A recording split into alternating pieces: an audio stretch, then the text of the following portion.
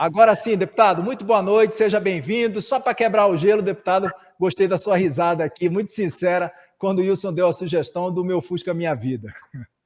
Boa noite, Kenzo, boa noite, Graeb, boa noite, Wilson, a todos que nos assistem. É um prazer falar com vocês aí. Bom, veja, quando ele falou, realmente eu achei engraçado e me lembrei do MOB, né? E o intuito dele de fazer aí esse projeto do Minha Casa Minha Vida, similar ao Meu Carro Minha Vida, realmente foi bem peculiar. Bom, mas eu dizia que para mim é um prazer, estou aqui à disposição e vamos bater esse papo aí. Vamos lá, deputado. Então, muito obrigado mais uma vez pela presença aqui conosco. Eu sei que a sua agenda está super corrida, foi corrida ao longo das últimas semanas aí por conta desse texto do arcabouço. Enfim, passou ali na Câmara dos Deputados, os destaques também, o texto já foi todo para o Senado Federal.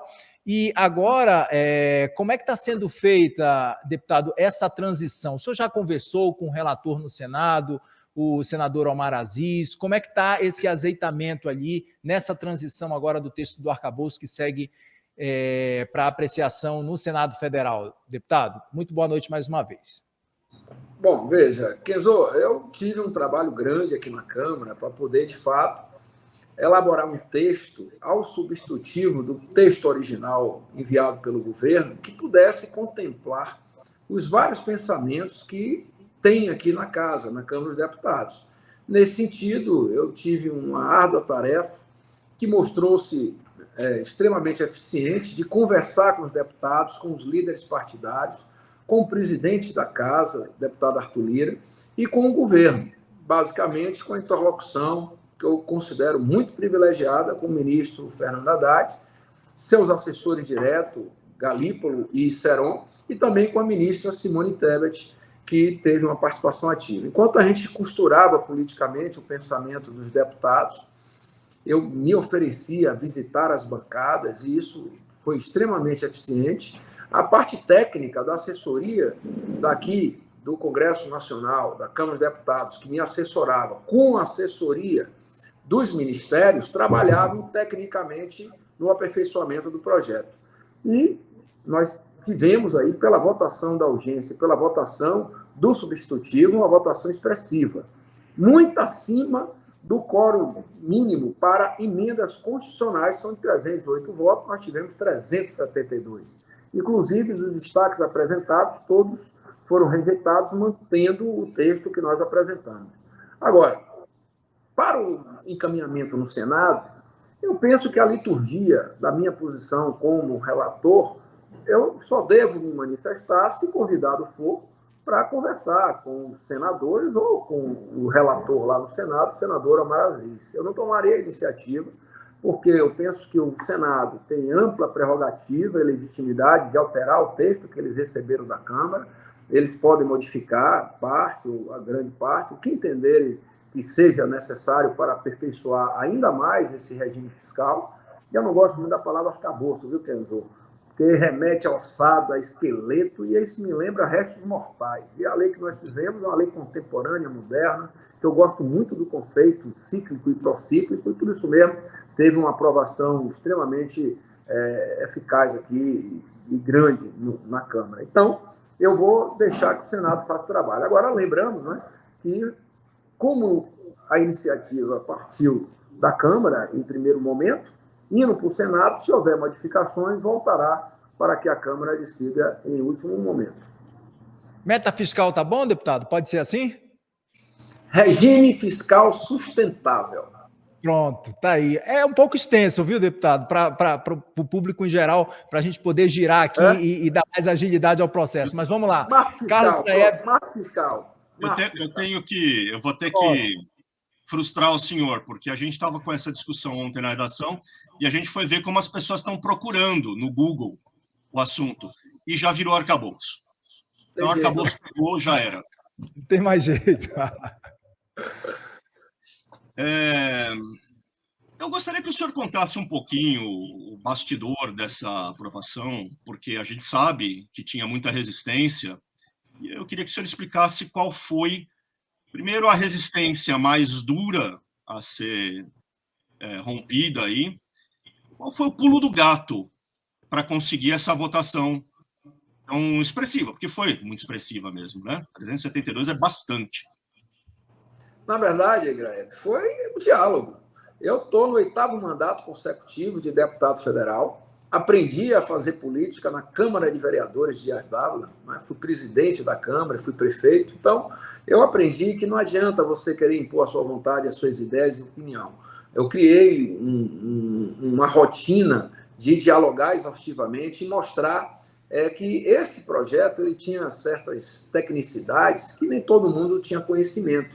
Você falar de déficit primário, você falar de superávit, você falar de linhas de ajustes de conduta, gatilhos, né, vedações, LRF, você falar de LDO. Então, é uma sopa de letrinhas e de artigos e de incisos e parágrafos que nem todo mundo tinha uma familiaridade. Porém, eu achei que o ponto de equilíbrio seria você atender ao máximo possível aos opostos, desde quem está na direita ou extrema-direita, que quem está na esquerda. Tirando o PSOL e a rede, que tem um conceito de Estado que quanto mais gastar, melhor, e não tem que política pública se amparar em nenhum equilíbrio fiscal, não é? Então, é um conceito de Estado que não tem, graças a Deus, amparo dentro do Congresso e na maioria dos países do mundo. Os demais parlamentares e partidos sabiam que tínhamos que encontrar um ponto de equilíbrio. E, assim, você tem no próprio Partido dos Trabalhadores, que é o partido do presidente da República, quem criticava o projeto original. O projeto enviado pelo próprio governo sofreu críticas severas.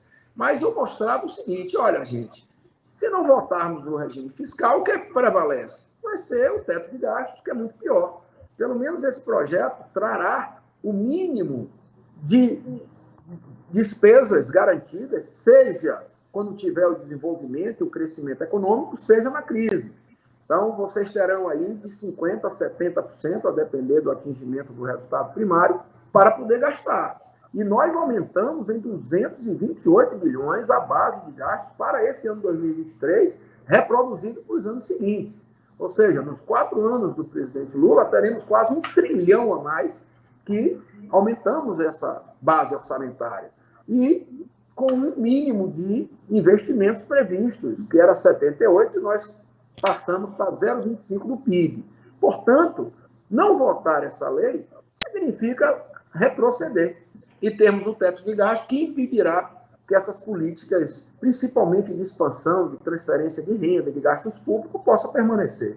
E, obviamente, grande parte do PT e o próprio governo entendeu dessa forma. Criamos um substitutivo que, além de dar as diretrizes, deu ajustes e controles das condutas, porque também não adiantava nada você dizer, olha, tem que fazer isso. Tá, e se não fizer, não dá em nada. Então, o projeto original era mais ou menos isso.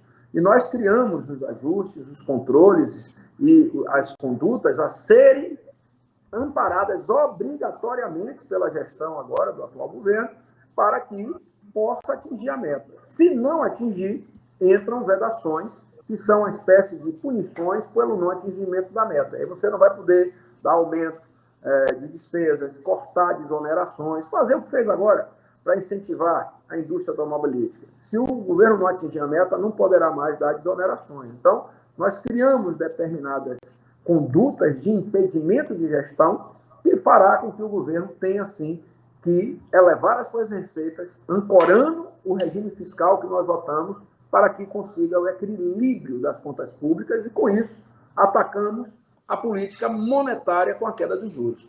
É um dos grandes objetivos desse regime fiscal que nós aprovamos aqui na Câmara. Deputado, o Wilson Lima também participa dessa entrevista. Wilson. Boa noite, deputado. Enfim, nós conversamos muito, né, durante a tramitação do novo marco fiscal, né, deputado? Enfim, o deputado Cláudio Calzado sempre foi um parceiro aqui da gente. Agora, eu queria só reforçar a pergunta que o Grebe fez para o senhor.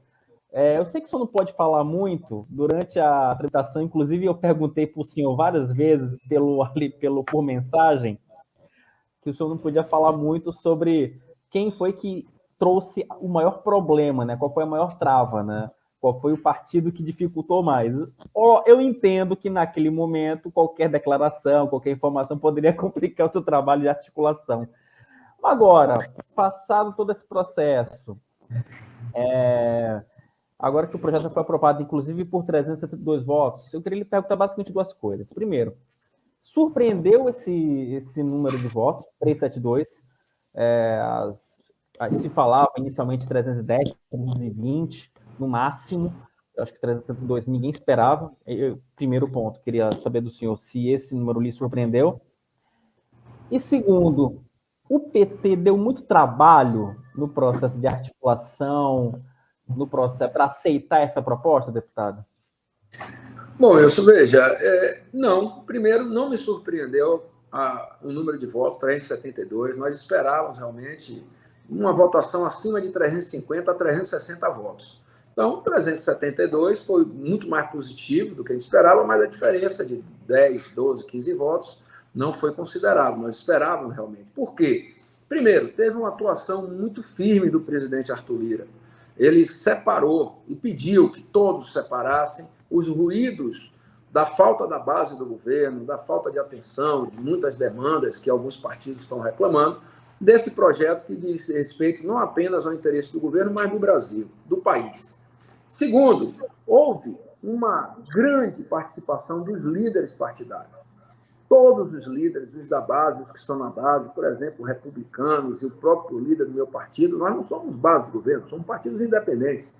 Mas tivemos uma noção clara de que a votação desse projeto era melhor do que o teto de gasto e ia dar ao país condições de poder, melhorando as finanças públicas, melhorar a iniciativa privada, o ambiente que nós estamos vivendo, que desejamos o retorno do crescimento econômico.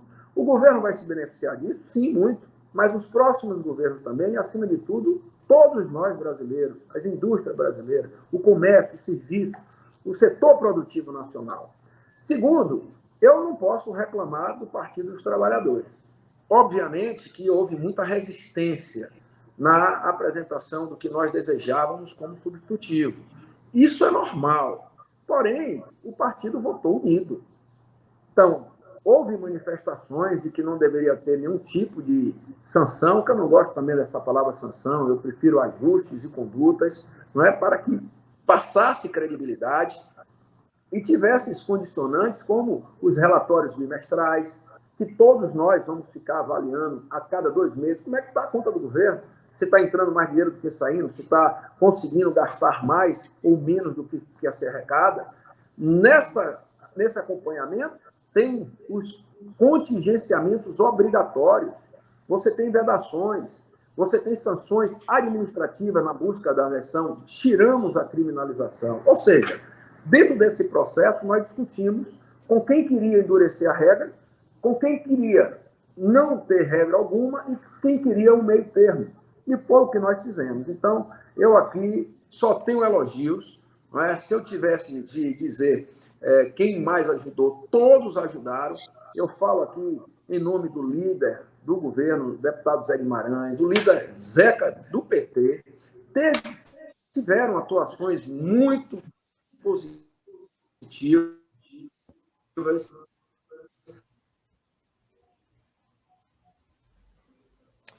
Agora, obviamente, que, por exemplo, muito crítica da bancada legítima do Distrito Federal, mas nós criamos um critério técnico, objetivo, e trabalhamos não com subjetividade, com a vontade do relator, mas para que nós pudéssemos angariar o apoio que a votação tiver. Deputado, ótimo. Deu uma travadinha, mas deixa eu só lhe perguntar uma outra coisa, mas deu para entender. A liberação das emendas parlamentares facilitou na aprovação do projeto ou não? Bom, se teve liberação de emenda, eu desconheço, porque normalmente, eu que sou da Comissão de Orçamento, sempre nesse mês de maio e junho, começam a ser liberadas os empenhos e muitas vezes os pagamentos, né? Dos restos a pagar e os pagamentos, muitas vezes, das emendas individuais, principalmente no custeio de saúde. Então, eu não tive contato no governo nesse sentido, eu não pedi nada, pelo contrário, no início do ano exoneraram uma posição que eu tinha na Bahia, a superintendência da FUNASA, não tratei desse assunto, não pratiquei o tomar lá da cá, não conversei nada que não fosse com o ministro Haddad, com a ministra Simone Tebet, e num terceiro momento com o ministro das Relações Institucionais, o ministro Padilha, apenas para ver como é que estava o quadro, o encaminhamento da base do governo com o projeto, e tecnicamente com o ministro Haddad, que aqui eu quero fazer juízo, excelente interlocutor. O ministro Haddad demonstrou uma parcimônia, uma atenção, uma compreensão muito grande dos nossos pontos de vista em relação aos deles, e encontramos sempre um ponto de equilíbrio. Então, eu aqui não tenho nenhuma dúvida de que o sucesso desse arcabouço e desse regime fiscal deveu-se muito também, não apenas aos líderes partidários, aos partidos da base, ao partido de oposição, ao PL. O PL contribuiu com 30 votos, mais do que os partidos que integram a base, como o Rede e o PSOL. O governo precisa estar atento a esse tipo de comportamento. E mais, o ministro Haddad, ele esteve sempre aberto ao diálogo. Então, se eu colocaria a participação dos líderes, do ministro Haddad, do presidente Arthur Lira, como os protagonistas para o sucesso dessa votação que tivemos aqui na casa. Deputado, eu quero pegar exatamente desse ponto que o senhor deixou aqui para a gente, para lhe fazer um questionamento, que a gente viu muito isso, essa valorização, que não só o senhor, como relator do projeto, como também o presidente da Câmara, Arthur Lira, falou bastante disso, elogiou muito o trabalho de Fernando Haddad nessa articulação para aprovação desse texto do arcabouço. Teve ali, a gente viu o envolvimento muito grande, não só do senhor, como de Arthur Lira, como também do presidente do Senado, Rodrigo Pacheco. Foram mais de 4 horas, a última reunião, acho que com os líderes foram mais de 4 horas ali de reunião, uma articulação intensa. E pouco se ouviu falar de Padilha, né, que deveria ser, de fato, o articulador. Qual a sua avaliação, deputado, dessa articulação política do governo Lula? Olha, não poderia, num projeto dessa complexidade, você tratar com mais do que um interlocutor. Então, desde o início, ficou claro que o ministro Haddad trataria da questão. No segundo momento, a ministra Simone Tebet e o ministro Padilha deixou claro que quem falaria nesse projeto pelo governo seria o ministro Haddad. Então, eu não vejo que houve bypass no ministro Padilha, pelo contrário, o ministro Padilha é um parlamentar que tem grandes amizades aqui dentro, eu mesmo admiro muito o ministro Padilha, não conduziu esse processo porque, como ele tem uma tecnicidade maior, o correto era ficar com a Fazenda, como de fato ficou, com os técnicos da Fazenda, em especial o Galípolo e o Seron, e a demonstração de que tudo deu certo foi exatamente a votação expressiva que tivemos. Agora, o ministro Padilha continua conduzindo essa relação com o Congresso, com a sua base, esperando que possa organizá-la de uma forma mais ampla, para que o governo não tenha surpresas naquilo que ele deseja em relação ao que a Câmara dos Deputados, na sua maioria, está decidindo, muitas vezes contrariando aquilo que que o governo desejaria. O governo tem base, na sua opinião? Tem, mas a base não chega a número suficiente para aprovar sequer uma maioria de uma votação com maioria simples. Hoje, os partidos que integram a base não conseguem aprovar matéria se não tiver a participação do centro, principalmente dos partidos que hoje estão independentes. Por isso mesmo, o governo não pode confiar em que todas as votações que ele tem interesse sejam aprovadas, porque a base que ele tem hoje não tem um número suficiente e, digamos assim, a condução na quantidade necessária para aprovar medidas que o governo possa precisar. Graeb. Deputado, eu falei até ontem no programa, que importa no marco fiscal, pode ser melhor, pode ser pior e tudo mais, mas talvez o mais importante seja a credibilidade que ele tem. As pessoas olharem para a regra e falarem, ela vai ser cumprida ao longo do tempo. E o fato é que executivo e legislativo têm um histórico ruim. Eles se deram as mãos recentemente, no final do governo Bolsonaro, por exemplo, para estourar a regra que tinha.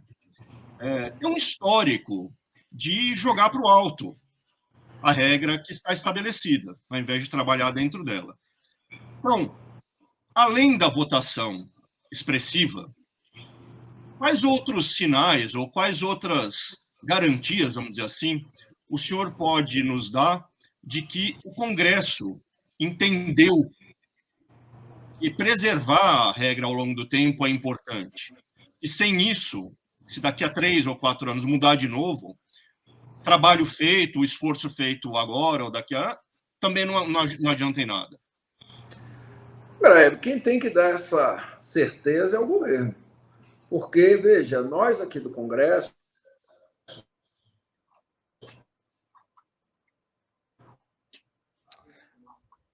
a gente está com uma dificuldade.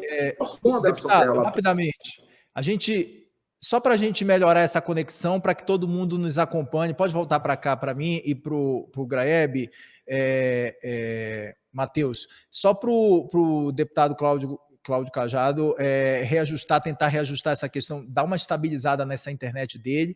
Se já tiver estabilizado, a gente volta para que ele responda esse questionamento que foi feito do Graeb, porque teve uma outra resposta também que ele estava dando para o Wilson, e aí teve um ruído muito grande, fica ruim, fica difícil a compreensão, não só para a gente, como também para o pessoal que está em casa ou que tá no YouTube acompanhando a gente. Em respeito a todos vocês, é claro, a gente vai estar fazendo essa reconexão de novo com o deputado Cláudio Cajado, para que a gente tenha muito cristalino todas as informações, todas as declarações que são dadas pelo relator do arcabouço fiscal na Câmara dos Deputados. Será que a conexão já foi refeita, Matheus? A gente pode chamar? Não?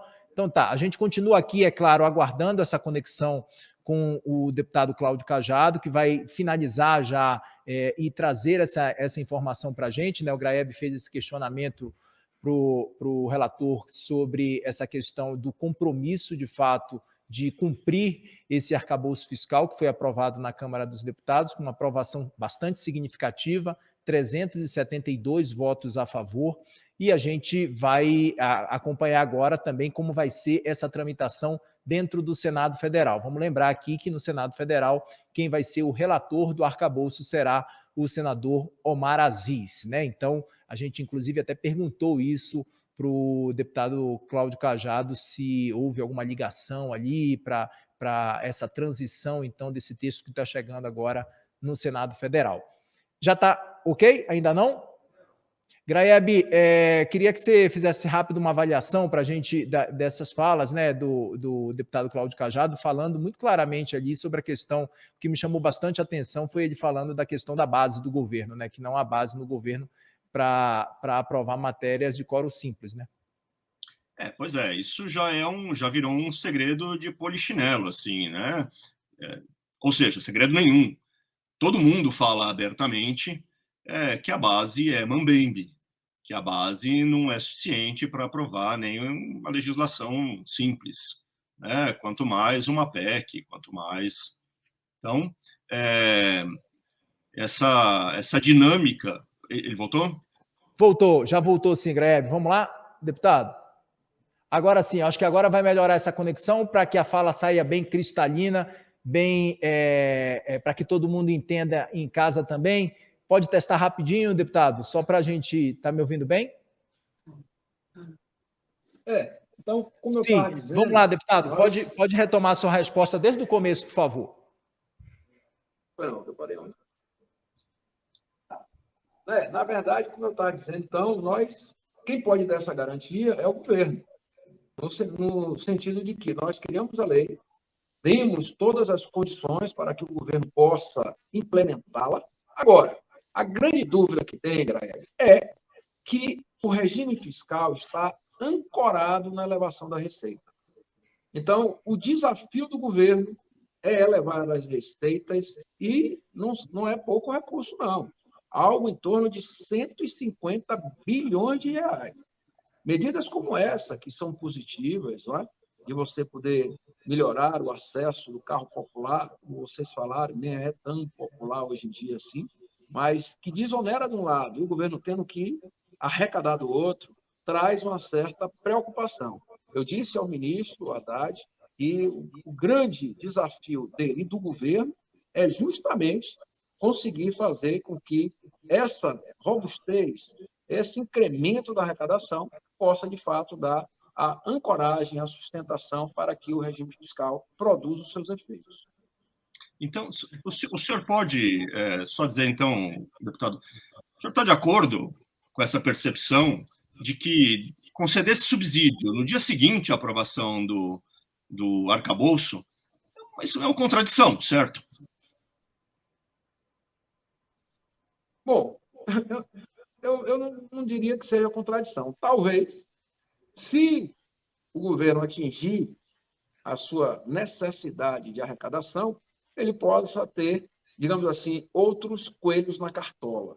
Eu prefiro pensar dessa forma, porque, né, não teria lógica alguma o ministro Haddad empenhar o seu nome no início do governo, fazer uma interlocução privilegiada com o Congresso e, além de fazer com que haja valorização do salário mínimo, o espaço para que haja também o imposto de renda, né? Ele aumente o espaço de benefício para o imposto de renda até 2.000 e poucos reais, ou 2.000 e poucos salário mínimo, e mais, né, dar desonerações sem que isso não esteja previsto dentro do impacto que vai causar de perda de receita para a compensação com novos recursos para o futuro. Eu prefiro acreditar que isso está dentro do planejamento que eles fizeram com essas desonerações, o aumento da tabela do imposto de renda, etc., para compensar com a arrecadação que virá